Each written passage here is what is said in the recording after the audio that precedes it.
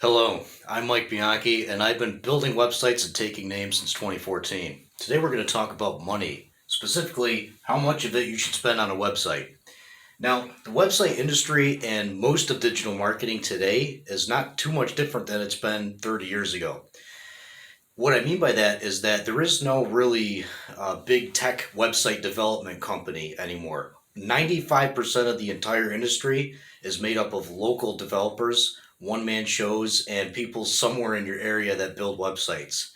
It would be very difficult for you to find a 150 employee firm that's a web developer. That might be in New York or some of the big areas, but most of the industry is made up of small local web developers or one man solopreneurs. So, what should you spend on it? If you've been shopping for a website at any point, you've probably heard things from $20 usually per month to $5,000. And this is if you are any small business. Maybe you're a plumber, maybe you rent dumpsters, whatever it is, you've heard varieties of quotes. And if you've told anyone your budget, this is key to understand. If you've told a web designer what your budget is, they're going to try to meet you at your budget. It almost doesn't matter what they charge if they do it themselves. So, how can you get the best deal? Well, you have to know what the web designer is thinking, and I'm going to tell you the secret. Here's what they're thinking. They're thinking, do you have one already? And then they're going to ask you, what did you spend on that website so that they can figure out what to charge you because you told them what your expectations of it really is. So if you said, I bought a website, the last time I did it, it was $750. The web designer, if he or she does it themselves, is going to say, oh, no problem. We can do it for $475. It happens all the time.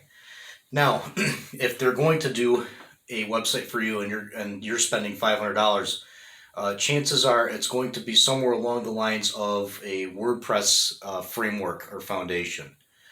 And then the next expense is going to be your domain name and your hosting. Those are recurring fees that the web developer actually has to pay himself.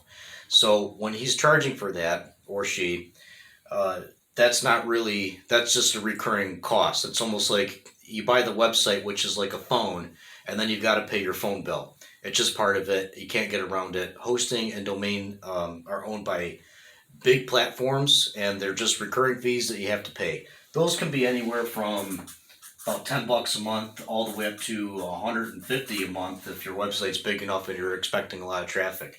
And this could even be even higher.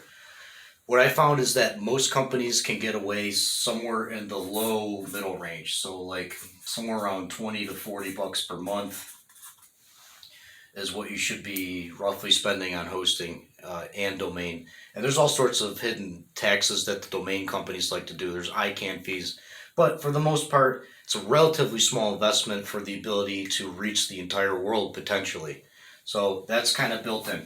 Now, what a web developer might do is outsource. Now watch out for these guys, all right? Because the outsourcer, they're going to charge you $1,000 for a website, and then they're going to keep 500 and spend 500 on some guy from India who does website services. You can't trust this process, all right? The web developer has almost no control of what the Indian web developer that's doing it for $30 a day, they just don't have any control of the actual product itself. And on top of that, you're not keeping dollars in the United States. So this is bad. If you get a quote and you're a small business like a plumber or a bricklayer, whatever you are, you're a small business, $500 to $800 is about where you should. If it's over that, they're probably outsourcing your work. Okay, next thing.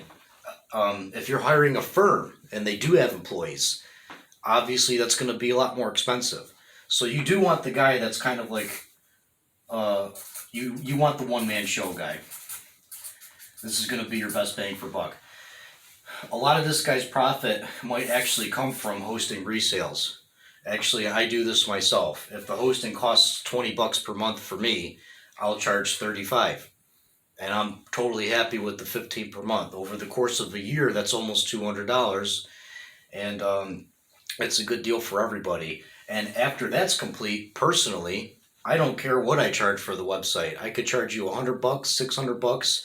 So the only thing that you have to question is how much attention do I want someone developing my website to give?